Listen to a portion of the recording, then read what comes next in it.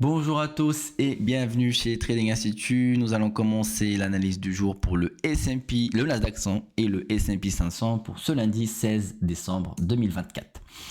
Alors pour ma part en tout cas ça va être une journée de confirmation sur le Nasdaq, on verra par la suite sur le S&P. Pourquoi ? J'ai ce volume vendeur que peut-être demain on passera ce volume sur une zone intermédiaire. Donc on doit attendre une confirmation, on ne va pas l'anticiper. Alors pourquoi ? C'est en disant un peu sur les marchés. On avait, alors là je l'ai mis en TP, mais elle était en rouge. On avait une zone intermédiaire, donc ce qu'on a tradé le 11. Et donc on a eu ce vendeur qui a fait la contrepartie, l'offre et la demande, et il a tenu ce range. Donc on voit ici, on accumule, on renvoie chercher la contrepartie. On ne touche même pas à la zone et malgré ça, on fait un excès. Sauf qu'en bas, on avait une belle phase d'accumulation sur ce volume acheteur. Et ce vendeur lâche, premièrement. Donc, il n'est plus là. Confirmation que ce vendeur passe acheteur, c'est quand on part de ce vendeur-là et on fait un retour, et ben cette zone vendeuse elle-même, elle passe sur une zone acheteuse. Deuxième confirmation. Et pour confirmer la troisième et pour confirmer l'order flow haussier sur du moyen à long terme, et bien que ce vendeur-là, il a lâché, il est passé acheteur et en plus, il a fait des plus hauts sur le dernier vendeur. Donc là, comme les paliers, sur les volumes, c'est le même principe, on a un palier haussier. En tout cas, un order flow aussi, des volumes qui poussent le marché, quelqu'un qui renforce à la hausse. Même si on a des gros retracements, vous voyez que si je dézoome sans vraiment rentrer ici, depuis maintenant le 15 novembre, on a un order flow haussier qui s'est confirmé que le 3 décembre. Et depuis, on fait que des hauts. Des hauts de plus en plus hauts et des bas de plus en plus hauts aussi. Donc, le volume maintenant vendeur. Alors là, on a eu un excès. OK. Maintenant, si aujourd'hui, on repart chercher ce TP et on retrace et on fait la contrepartie le lendemain, mardi, c'est-à-dire le 13, ce volume-là, il passera en volume intermédiaire et là, on a la confirmation que ce TP passera vendeur. Maintenant, si on casse plus haut, c'est un vendeur qui a fait un excès et qui est devenu acheteur et on a fait des hauts de plus en plus hauts et on repart encore dans des plus hauts historiques. Donc pour aujourd'hui sur le Nasdaq, ça reste alors pas flou parce qu'on peut le scalper. Vous allez voir qu'on aura 100 points de variation à la hausse par rapport au volume potentiellement vendeur et 100 points à la baisse si on veut aller chercher la contrepartie acheteuse. Si on a un excès, pourquoi pas 160 points. Par contre, si on part ici, donc on a 100 points, 90, 100 points à la hausse, mais malheureusement ici on n'a pas de data derrière puisque c'est les plus hauts historiques. Donc bon, on peut avoir 120, 130, 150, 200, 300, on ne saura pas. On va suivre juste les paliers et plus haut que cette zone-là, on fera que acheter et en se basant que sur le dernier palier parce qu'on achète agressivement. Donc, on voit un acheteur, on monte derrière chaque premier acheteur. Si on est dans l'order flow haussier, on placera son stop suiveur et on suivra l'order flow du marché. Si je passe maintenant sur le S&P, alors le S&P il est beaucoup plus clair.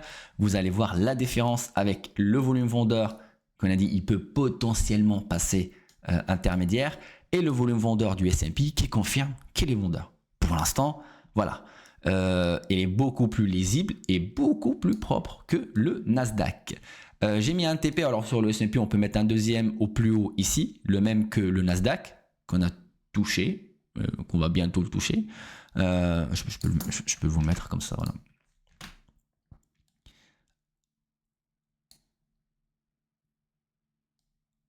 Ici.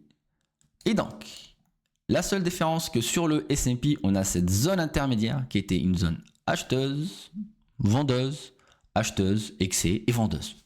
Donc voilà, ça veut rien dire. Ça, un coup ça achète, un coup on fait juste des excès et un coup ça vend fortement le marché.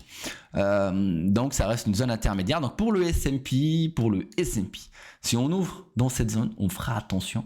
Mais plus haut que 65, on va essayer de chercher des achats pour faire potentiellement 19 points de variation à la hausse. Et si on a un excès, on peut faire 25. Alors si on va aller chercher le plus historique, c'est 40.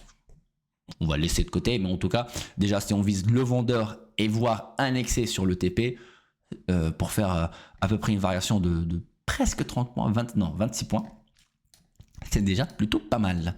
Maintenant, si on fait un mouvement baissier, on peut repartir sur cette zone acheteuse et faire 6 points à la baisse.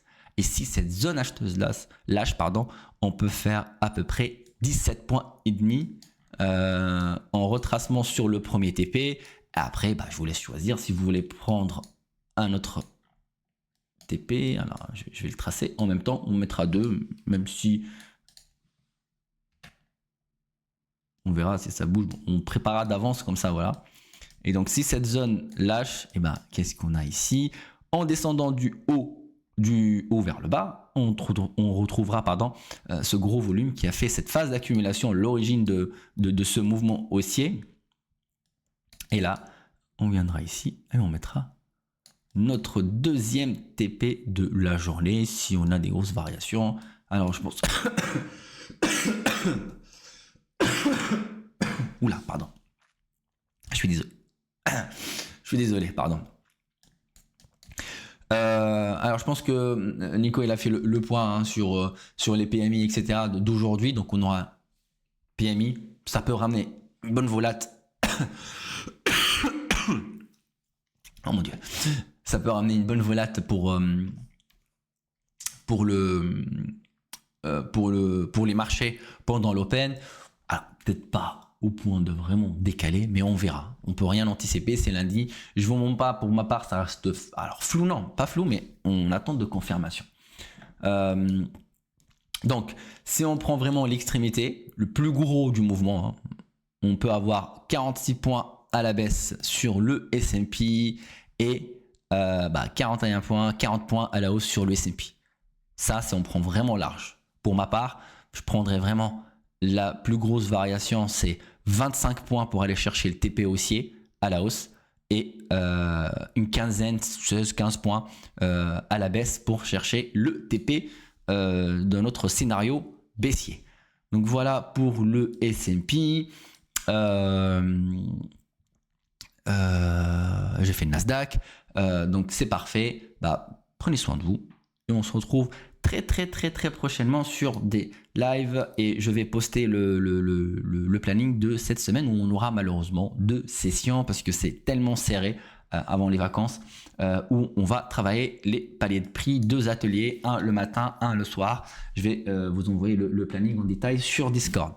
Merci à toutes et à tous et passez une très belle journée verte. Je vous dis à très bientôt.